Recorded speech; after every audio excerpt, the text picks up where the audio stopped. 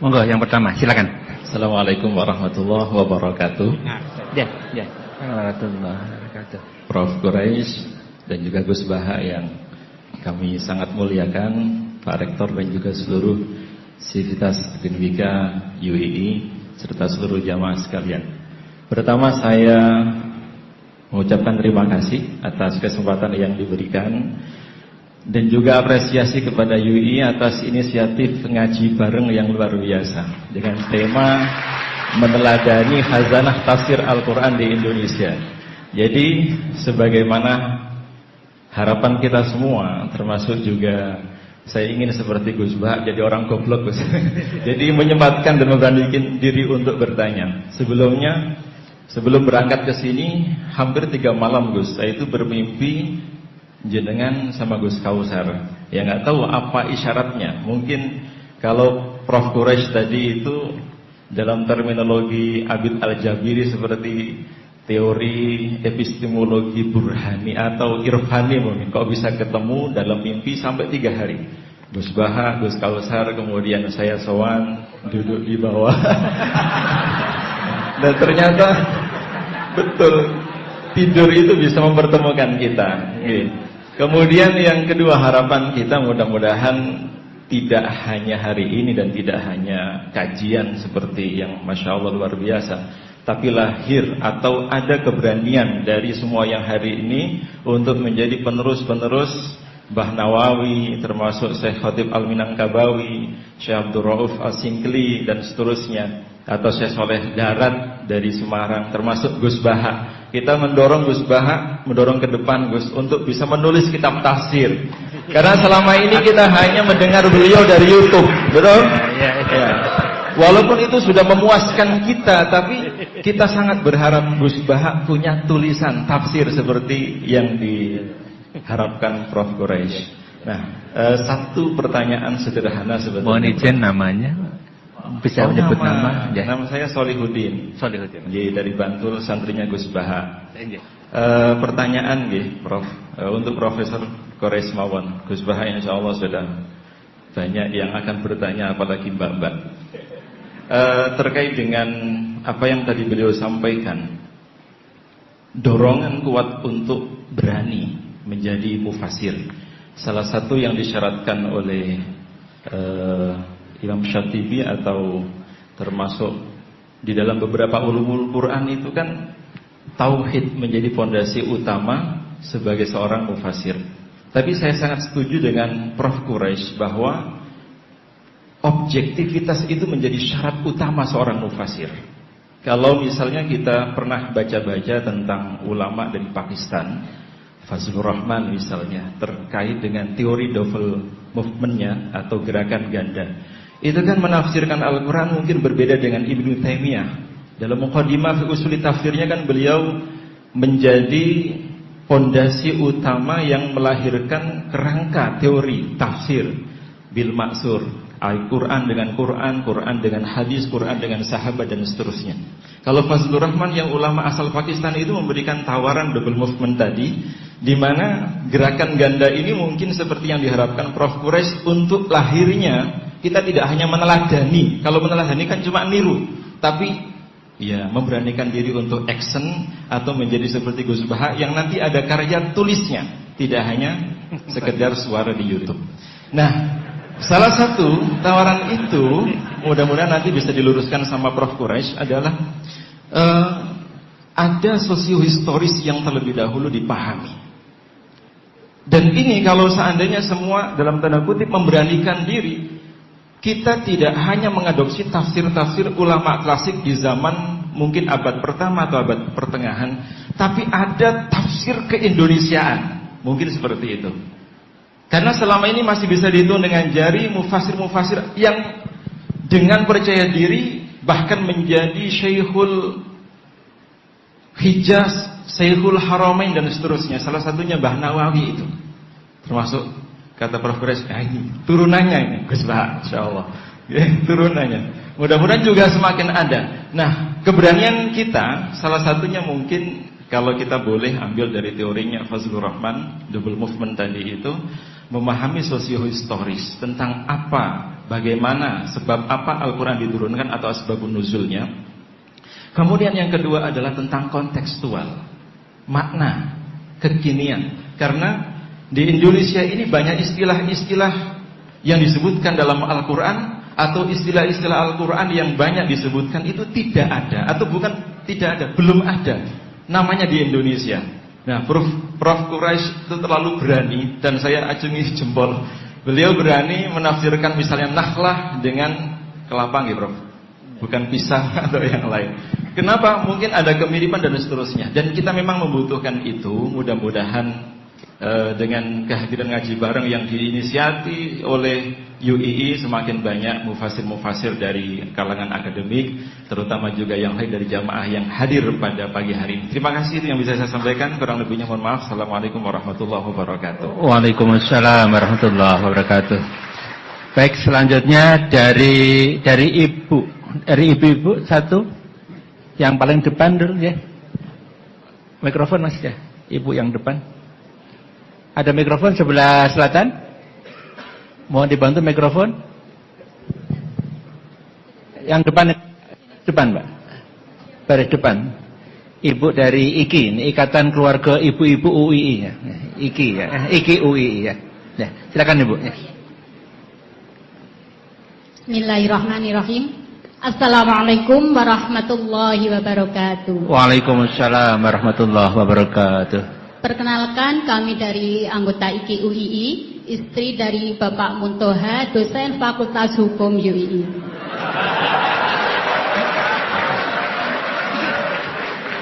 Maaf, tadi diminta oleh mbaknya untuk memperkenalkan diri. Ya, monggo Bu Muntoha ya. Kepada yang terhormat Bapak Profesor Dr. M.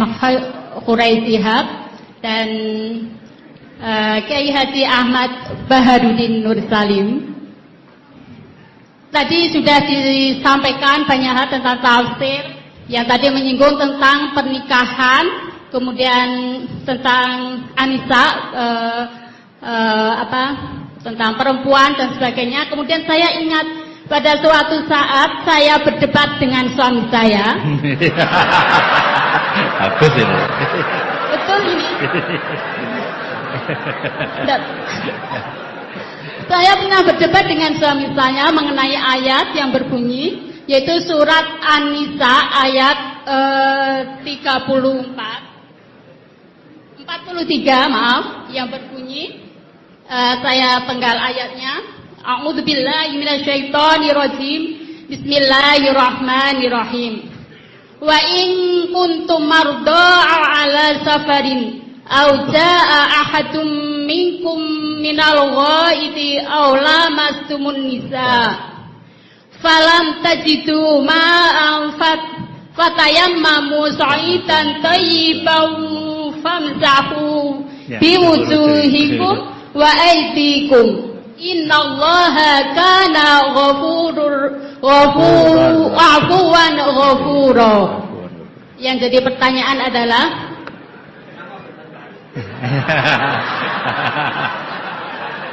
ya, sampai hampir bertengkar karena ayat tentang ayat yang berbunyi aula mastumun nisa. Di sini kami teringat dulu waktu masih kuliah di IAIN, pelajaran usul fikih yang mana dosen saya almarhum beliau sudah Pak Nur Madawam, beliau menerangkan tentang arti dari aula mastumun nisa, di mana beliau sebenarnya tidak bisa memberikan jawaban yang pasti. Hanya beliau menyampaikan perbedaan pendapat dari kata aula mastumun nisa. Yaitu ada dua mazhab. Yang satunya berpendapat bahwa aula mastumun nisa itu artinya adalah menyentuh.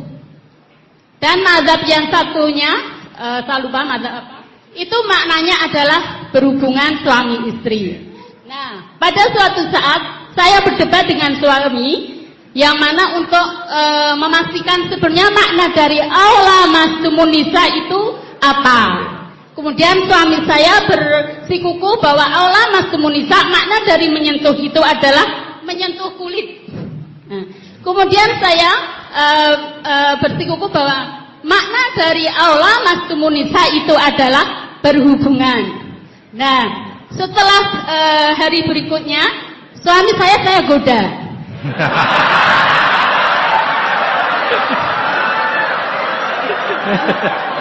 Ini ya, kontekstual ya. Saya goda. Setiap habis wudhu, suami saya goda dengan saya sentuh kulitnya.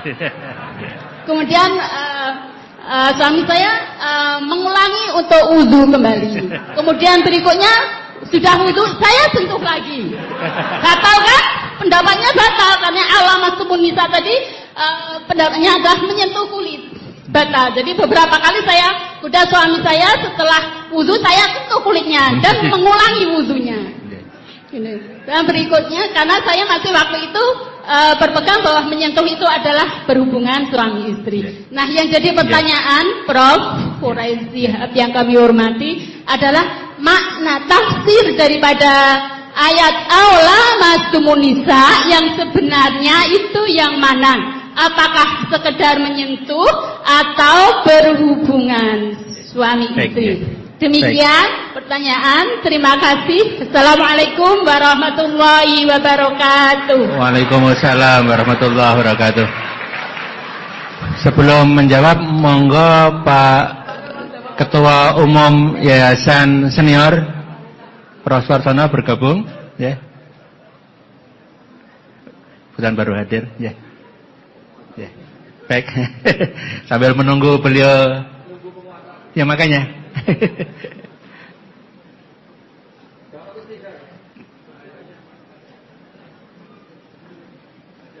Ya, ya. Ya, ini biar nunggu masuk dulu ya. Ya. Baik, Ibu Bapak, tampaknya dua penanya dulu. Yang pertama dari Pak Salahuddin terkait dengan lebih berani dan kontekstual, kira-kira gitu dalam menafsirkan. Kemudian yang kedua, monggo ini Pak Suwarsana Muhammad, Ketua Umum Pengurus Senior, Pak Quraisy, ya. Ya. Ya, ya. Kemudian yang kedua, pertanyaan dari Bu Muntoha terkait dengan tafsir aula mastumunisa. Ya, yang mungkin yang pertama, yang kedua Gus dulu ya, monggo Gus. Yang kedua loh ya. Yang kedua.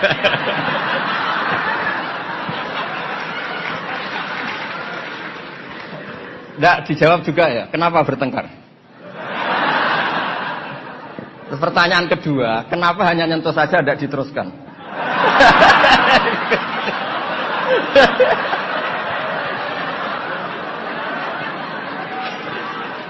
Nggak dikasih mic. Ya satu ya, pertanyaannya kenapa bertengkar? Jadi bertengkar dalam arti bercanda ya, tidak bertengkar yang serius dengan nafsu amarah tidak. Tapi ini bertengkar dalam arti memperdebatkan tentang ayat yang berbunyi aula mastumunisa tadi. Aula mastumunisa. Setelah nyoba menyentuh, kok kenapa suami nggak tertarik meneruskan? Itu pasti Pak. Itu pasti. Jelas. Sebab Kan ditinggal wudhu lagi tadi.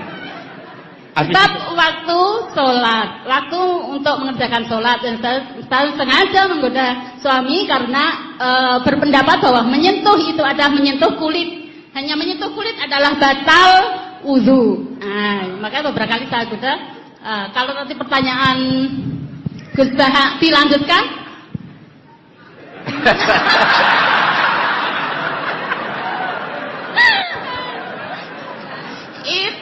Menunggu waktu. Menunggu waktu. Nggak begini ya. Ini tadi saya minta Pak Wartono ikut berdiri, ini yang punya badan wakaf, yang ketua. Begini. Yang jelas jangan memicu kata Pak Rektor dulu MZU dan Newcastle United sama apa? Manchester United. Karena ini sudah jadi madhab identitas. Kalau yang seperti itu NU, seperti ini Muhammadiyah, kayak kunut lah. Kunut itu NU, tidak kunut itu Muhammadiyah. Berarti Imam Syafi'i itu NU, Abu Hanifah itu Muhammadiyah. Begini, kita kan nekuni itu ya, nekuni sekali. Saya bilang nekuni sekali bukan niat sombong enggak, supaya Anda tahu rektor milih saya jadi ahli tafsir itu enggak salah. Memang benar-benar saya tekuni. Profesor Zaini maksudnya bukan. Dekat. Oh ya ya. Ya, tadi karena saya sebenarnya sudah uzlah tadi yang Pak Kores enggak pernah setuju. Begini ya. Dalam kitab Ahkamul Quran yang ditulis Imam Baihaqi meriwayatkan makalah-makalah Imam Syafi'i, beliau jelas ngendikan, lamisa dari mulamasa. Mulamasa itu nyentuh. Naha Rasulullah an bai'il mulamasah. Ini saya cerita Imam Syafi'i dulu, enggak cerita suami Anda, enggak cerita Pak Muntaha Anda. Naha Rasulullah an bai'il mulamasah. Nabi itu menyegah, melarang jual beli yang hanya unsur disentuh, kemudian itu pengganti kata luzum. Kalau sudah disentuh berarti oke.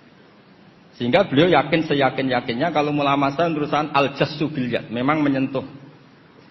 Nah, satu-satunya riwayat yang populer itu adalah Ibnu Abbas. Ibnu Abbas mengartikan awlamastumun nisa itu aujamaktumun nisa. Memang sampai hubungan suami istri.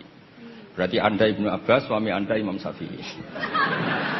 Nah, Kiai Jawa itu paling pinter ngerekayasa hukum. Kiai-kiai NU itu kalau keseharian, kalau tersentuh istrinya memang wudu. Kalau banget-banget diteruskan, cantik banget diteruskan. Saya ulang lagi ya, Kiai NU kalau disentuh istrinya wudu. Kalau cantik banget diteruskan. Enggak nyindir ini cerita aja gitu. Pengalaman bisa. Ya, alhamdulillah berarti cantik banget. Nah, tapi kan mazhab Syafi'i itu ada problem, yaitu beliau meyakini dan hampir semua ulama meyakini kalau tawaf itu harus suci. Dan kalau berdesaan di Ka'bah, zahmah itu kan pasti kesentuh perempuan. Nah, di bab ini KPIH memberi saran, sudahlah di bab ini intikal madhab, kamu kesentuh perempuan atau sebaliknya tidak batal. Tapi di kehidupan sehari-hari memang perasaannya orang-orang Syafi'i, sebenarnya itu orang Syafi'i bukan orang NU, tapi sudah diambil alih NU. Sampai ketahuan Pak Kures itu kalau di kampung-kampung, enggak Sayyidina NU, enggak Sayyidina ya Muhammadiyah. Lalu kunut. Padahal kita yang nekuni madzhab tidak ada seperti itu. Ini Syafi'i, ini Maliki ini. Nah, tapi jangan juga nanti terus beralih. Ini madzhabnya Pak Muntaha, ini madzhabnya istrinya. Wah, malah ada pendiri madzhab baru nanti dalam Islam. Ya, jadi konflik Anda, berdebat Anda bagus lah. Jadi kesannya UI itu di rumah pun ilmiah. Gitu. Jangan sampai debat begini. Itu gaji kamu di UI hanya sekian. Tuntut Pak Wartono, jangan gitu. Itu kan tidak ilmiah. Alhamdulillah lah, itu bagus ya. Teruskan saja debatnya. Ya jelas ya, memang begitu riwayatnya begitu. Ya Anda nanti terserah. Kalau dalam ilmu tasawuf, mazhab itu gampang. Kamu yakin tidak ketemu Allah dengan pendapat itu? Mazhabun al-qawwahabi. Kalau dalam ulama, hadza madhabi al-qawwahabi. Ini pendapat saya yang sampai ketemu Allah itu saya siap. Makanya saya ini bukan sok-sokan ini mengatur di depan Pak Kures, tidak mungkin bohong. Saya itu jadi kiai besar itu susah dan sungkan. Karena terus dihormati, disubyo-subyo. Jangan-jangan ini bagian duniawi. Sehingga saya kalau di rumah, tanya istri saya, keluarga saya. Kalau di rumah itu saya sering jenguk kiai-kiai madi, ini kiai kampung. Ini sebagai kafaro saya, jangan-jangan saya kenal rektor UI itu bangga, kenal ketua badan wakaf bangga. Sehingga ini urusannya hanya bangga-bangganan, keren-kerenan. Sampai segitu tradisi di keluarga saya ini. Karena ya memang itu tradisi. Dulu itu namanya Imam Syafi'i itu top terkenal. Tapi punya mitra debat, itu namanya Saiban Ar-Ra'i. Itu pengembala kambing miskin. Suatu saat Imam Syafi'i jenguk ke Saiban Ar-Ra'i. Tanya, menurut kamu zakat itu wajib pada siapa? Kata Saiban Ar-Ra'i, menurut kamu apa menurut saya? Ya menurut kamu, saya tanya kamu ya menurut kamu. Ala kulli ghaniyin wa faqirin. Zakat itu wajib bagi orang kaya dan orang fakir. Loh kenapa? Masa orang fakir sudah miskin wajib zakat? Memangnya orang fakir hartanya bersih semua? Enggak kan? Saya memberi contoh itu nyuwun sewu, tamannya menyinggung. Di kampung saya itu kan kalau ada acara misalnya haul atau pengajian atau apa. Gak mungkin kan di UI tak contohkan acara apa gitu yang pakaiannya serono kan gak mungkin misalnya acara-acara apa. Itu orang yang hanya beli rafia. Ngerti itu sama rafia? Apa bahasa Indonesia rafia itu? Pokoknya rafia. Itu lapangan tuh gak jelas milik siapa. Yang pertama masang rafia itu yang paling berhak menerima apa? Parkir. Dan akhirnya ya dapat uang. Coba itu atas nama fakir itu sah apa enggak? Itu kalau atas nama orang fakir, yang fakir enggak dia tok. Kalau atas nama tamaluk, apa dia memiliki itu milik orang? Itu banyak tukang parkir yang di kampung saya terus tanya, iya Gus bener jenengan, kita yang tukang parkir itu nanti trotoar juga gitu, hanya modal rafia terus dia berhak. Artinya apa? Rezeki orang miskin juga banyak yang masalah kalau nggak dizakati itu. Terus Imam Syafi'i tertawa-tawa. Ya tertawa-tawa artinya terjadi madzhab bersama. Negara hanya mewajibkan zakat sama orang kaya, karena itu yang harus dituntut kalau udah zakat. Tapi orang miskin silahkan, yang merasa rezekinya juga macam-macam itu juga harus zakat, karena zakat itu filosofinya itu kan tathhirul mal, mensucikan harta. Dan kita tadi, wong nggak ikut punya lapangan, nggak ikut punya trotoar, hanya modal rafia. Terus kita yang berhak, orang lain tidak berhak, padahal orang lain ini bisa lebih miskin ketimbang kita. Nah itu pentingnya debat. Itu lebih mutu timbang debatnya suami Anda dan Anda ini, Sebana Roy. Tapi itu bagus, itu kasih bonus Pak Rektor, itu hebat itu. Di rumah masih debat fikih itu hebat itu. Ya nggak tenawar. Terima kasih. Baik, yang pertama tadi pertanyaannya terkait dengan kerinduan. Kerinduan untuk mendapatkan tafsir yang berani dan kontekstual. Termasuk kerinduan, mohon izin Gus Bah, kerinduan tafsirnya Gus Bah sekapan keluar gitu. Gitu ya Pak. Saya menyampaikan ini. Ya, mohon pendapatnya. Bagaimana caranya supaya lahir tafsir Indonesia yang berani dan kontekstual keindonesiaan? Bagaimana caranya? Mari kita bersama-sama menugaskan UII untuk itu. Itu cara yang paling tepat.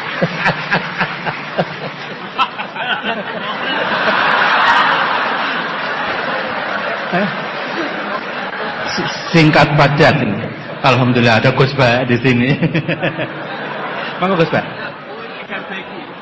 UII Baitul Quran Jakarta, ya, insyaallah. Ya. Ini pesan beliau yang kita ini saksinya semua, kita bareng-bareng ya, insyaallah. Pada saatnya mudah-mudahan bisa, ya. Dan kita masih punya Gus Bah ini, alhamdulillah ya. Baik, Bapak, kita buka lagi pertanyaan, satu dari putra, satu dari putri. Yang putra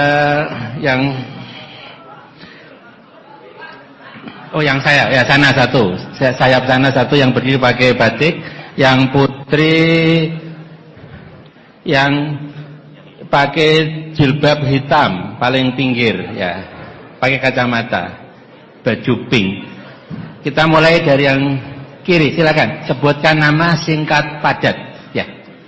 Baik, a'udzubillahi minasyaitonir rajim. Assalamualaikum warahmatullahi wabarakatuh. Waalaikumsalam. Baiklah, perkenalkan nama saya Muhammad Zaki. Saya berasal dari UIN Sunan Kalijaga. Pertanyaan saya ialah, ini berkaitan juga tentang surah An-Nisa, yaitu surah An-Nisa ayat 3 dan surah An-Nisa ayat 129. Yang mana saya bacanya saya agak kurang paham, Pak. Jadi ayat 3-nya begini. Ayat 3-nya kan ini kan tentang poligami. Di ayat 3-nya ada syaratnya, fa in khiftum alla ta'dilu.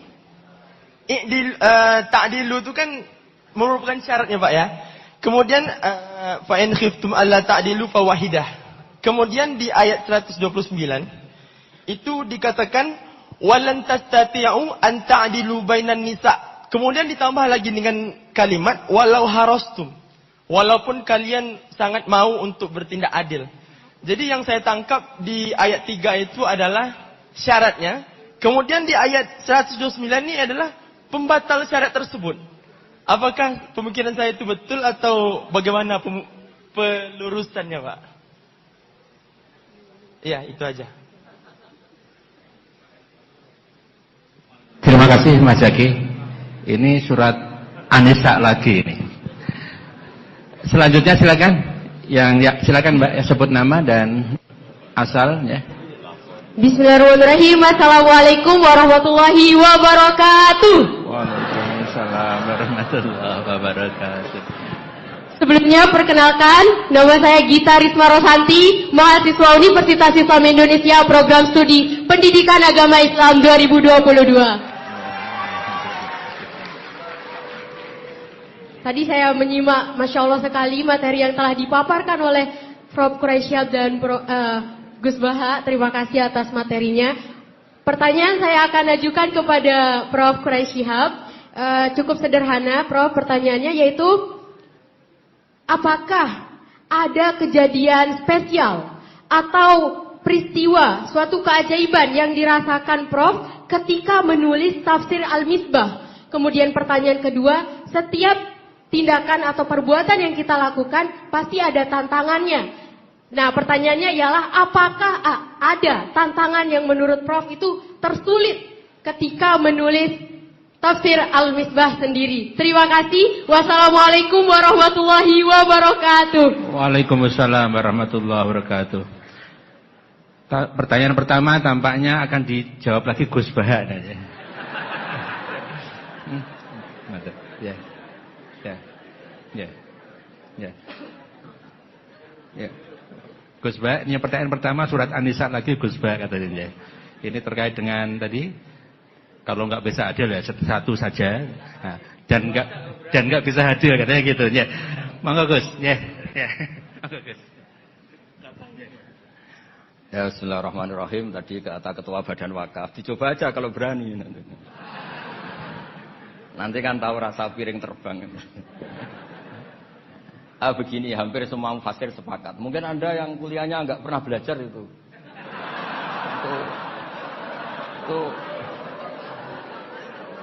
Itu di semua tafsir ada itu. Jadi kalau mailul qalbi atau fi'lul qalbi itu tidak bisa dikendalikan. Kamu nggak mungkin kan lebih mencintai yang 70 ketimbang yang 17 kan. Secara jibilah watak kemanusiaan itu kan pasti mencintai yang lebih cantik, lebih muda, lebih loyal. Dan lebih belum tahu app kamu.